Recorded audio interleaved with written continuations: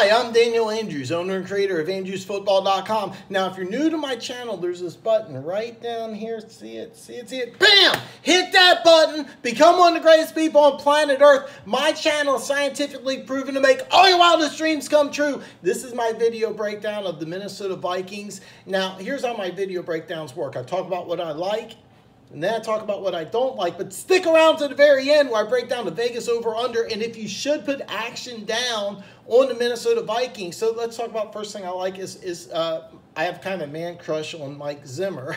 I've always liked Mike Zimmer.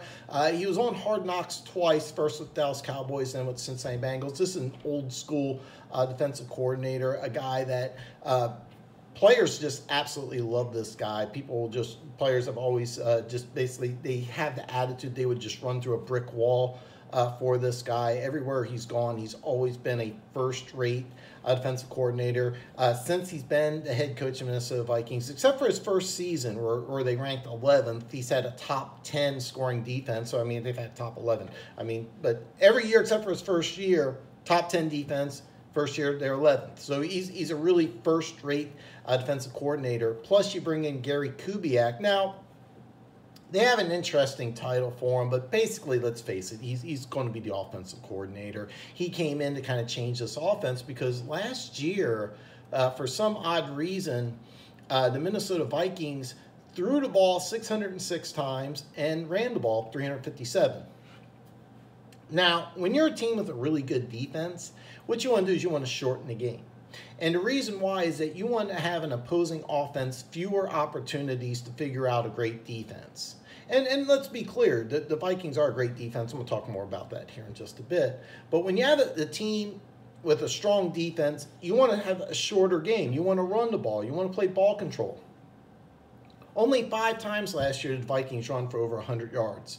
They're 5-0 in those games. So bringing in a guy who's focusing on running the football is key. So I really like the fact that they went ahead and made a coaching change on the offensive side. And then you still, with Mike Zimmer, you're almost guaranteed to have a top 10 defense. So second thing I like about the Vikings, I already talked about this, it's defense. I mean, last year they were the 9th-ranked defense. 2 years ago, they're first-ranked as far as points against. And they had 50 sacks last year. Keep in mind, this is a defense that actually could be better. But last year, they had a Pro Bowl player on each level. You have Harrison Smith, as far as I'm concerned, he's the best safety in football. Danielle Hunter went to a Pro Bowl at 14.5 sacks. And I'm going to talk a little bit more about Anthony Barr in just a second. But the thing is about the Minnesota Vikings, there's not really a section of their defense that you could say, okay, this is a weak spot. I mean, now granted, when I looked at their defense, they didn't really do very well against the run last year. They were better against the pass. But this is a defense overall. Like I said, they weren't as good as they were 2 years ago. They're still 9th in points against. And you have a Pro Bowl caliber player on each side. And I do think Harrison Smith's the best safety in football. Third thing I like, and I kind of touched base on this already, is I got a man crush on Anthony Barr. I mean, if you don't know his story, here's a guy coming out of UCLA, or actually when he was a prep high school All-American, he was an All-American tailback, went to UCLA, just exploded in size. Guys like 6'4", 6'5", 255, and he grew in college. So they put him on the defensive line, and even though I think he was a All-American defensive end, you could tell the guy had no idea what he was doing. He was just running after the passer. I think he had 11.5 sacks his last year at UCLA, and it was obvious he had no idea what he was doing. He was just on the football field. Almost universally, everybody thought he was going to play defensive end. They were like, put about, the NFL 20 on him, have him play around 275, 280, put him on the defensive line.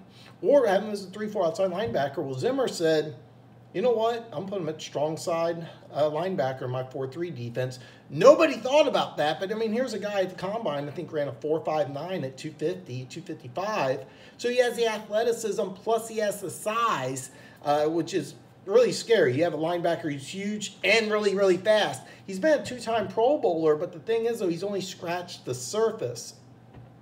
But not only do you have Anthony Barr, you kept him from the Jets. The Jets offered him more money. They offered him $75 million. Hey, you know what? The Jets offered me $75 million. I'm probably going to play for him. Keep in mind, he took a pay cut. And I'm assuming, keep in mind, me and Anthony Barr are not best friends. We don't talk about trade secrets or anything like that, but my guess is that big reason why he wanted to stay in Minnesota was because of his relationship with Mike Zimmer and the defensive players. So you have a player who could have taken more money to go with another team, stayed, and here's the deal, even though he's been a two-time Pro Bowler, he really hasn't scratched the surface of how good he could be. So the fourth and final thing I like about the Minnesota Vikings is I like their draft. I really like Bradbury at the first-round pick because he's going to be a day-one starter. They're going to run a zone read offense, and the best thing I like about Bradbury is during the combine. Now, keep in mind, it's a little more difficult when you're 300 pounds than it is for like a wide receiver or a defensive back who's let's just say 200. To get tired, get worn out. Because if you're not familiar with the combine, they run you through all these drills. You got to get up, get down, smack dummies, run here and there. You got to do all these various drills. It's very easy for somebody who's over 300 pounds to get winded. Bradbury wasn't even tired. They ran through all these drills, and they were talking about this, and they were like, Bradbury just went through all that, and he's not even winded. Now, you're running a zone read offense, which requires a lot more movement from your offensive line. So you get a guy who went through the combine and wasn't even winded, and he looked like a first-round player on tape. You're not just taking an athlete. You're taking a guy who's a great player, aces the combine, so he's a perfect fit for what you're running. Irv Smith Jr., I saw some mock drafts going late first. You get him in the middle second round. Excellent value, and number one thing I like about him is that he's a solid blocker. So what are you going to do? You're going to run the ball. I've already said that. So you get a really good blocking tight end. Third round, Alexander Mattison. Late in the third round, it's about where he should have went, but I like the fit because this is a guy who's not really going to be suited for every single offense. He's not a really fast guy, but for this offense, I'm not going to break down the zone read offense for you exclusively, but in a short version, what you want your running back to do is either run left or right because your offensive line is going to run, and then it's just one cut and boom. And it requires more quickness than long speed. And so when you get a guy like Madison, this is a guy who really could excel.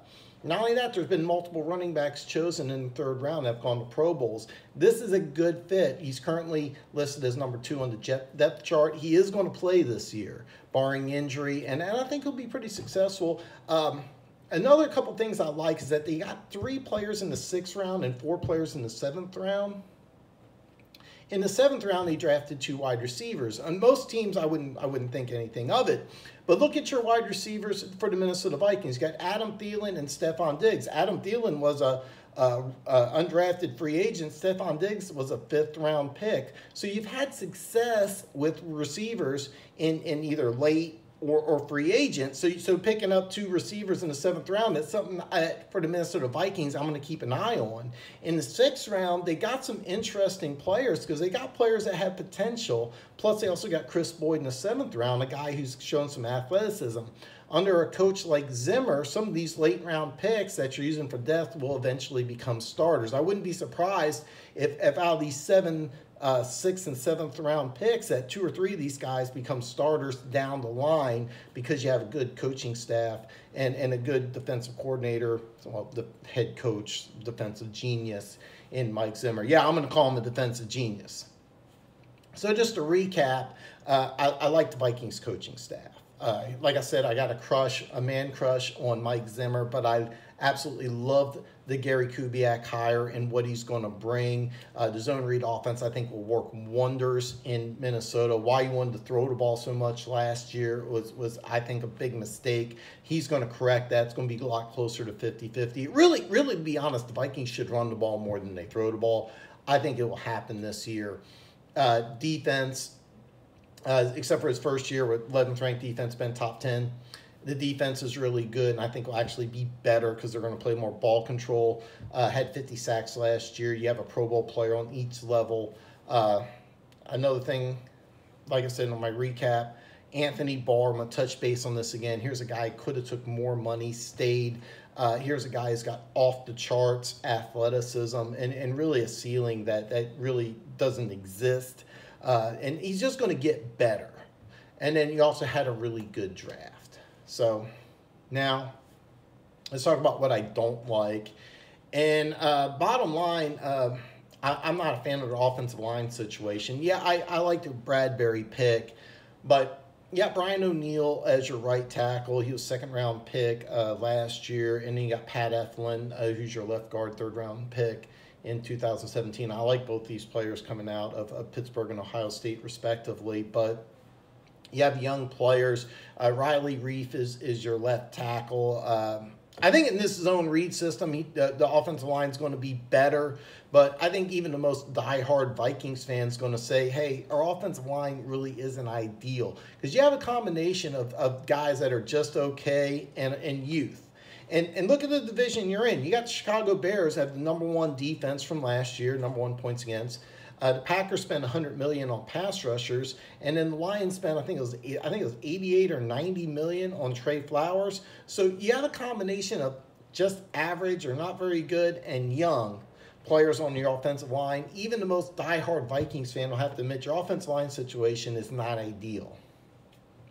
Second thing that I really don't like is here you are, you're going to put more of an emphasis on your running game. Well, you got Dalvin Cook, a guy who hasn't been able to stay healthy. I think he's played in 15 games in 2 years. That's not good. I mean, that's just slightly under 50%. But all of a sudden, you're a wave a magic wand, bibbity boppity boo, stay healthy.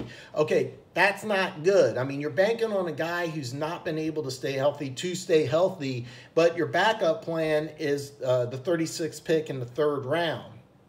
Now, keep in mind, I like Madison for this offense, and I think he will be pretty good, and I think he has all the potential to be really good. But if you're going into a season and you're saying, hey, I got a guy who's missed over half his games on one side, and I got a late 3rd-round pick, that should be good enough. No, that's not the right answer. I would have been a lot happier if they would have picked up an additional running back, either in the draft or in free agency.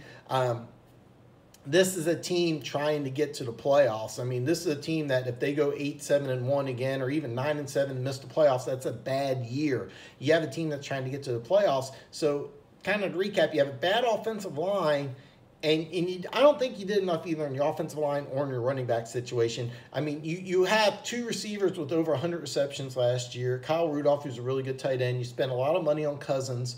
Why not spend some money to protect him and get a running back that you know can handle the load? Because you have question marks on both your offensive line and your running back situation. So I'm not fond of either one of those. So what I say stick around to the end where I'm going to break down the over-under and if you should put action down on the Minnesota Vikings. Well, this is really interesting because the over-under is 9. And it's -110 for both. And that's really how it should be, because it's basically you got people putting action on the over and you got people putting action on the under. -110 means you have to bet $110 in order to win 100, and that's a pretty standard bet. So what I would do, and this is my opinion, and also, you know what, let me do this here for you. Bonus coverage, all right? The Vikings are +110 to make the playoffs. That means you have to make a $100 wager to win 110, but they're -130 to miss the playoffs, which means you have to wager $130 to win 100. Not only do I like the over, I would take the playoff bet. Go ahead and wager $110 or wager $100 to win 110. The Minnesota Vikings are going to make the playoffs. They're going to win more than 9 games. I'm really high on the Vikings despite the offensive line, despite the running back situation. The defense is good. The offense is going to be much better. The Vikings are going to the playoffs. So if you're a Vikings fan, congratulations. You're going to get in this year. So listen, if you're a subscriber to Andrews Football, you already know you're one of the greatest people on planet Earth. All your wildest dreams are going to come true. But if you're new to my channel, there's this button right down here. See it? See it? Bam! Hit that button. Become one of the greatest people on planet Earth. Check out some of my awesome content, some of my older videos. I got some great playlists right here. Wait till... Well, wait, hold on. It's Friday. So guess what? Hey, have a great weekend. I'm going to come back Monday. I'm going to break down the Tennessee Titans. So have a great weekend. I'll see you Monday.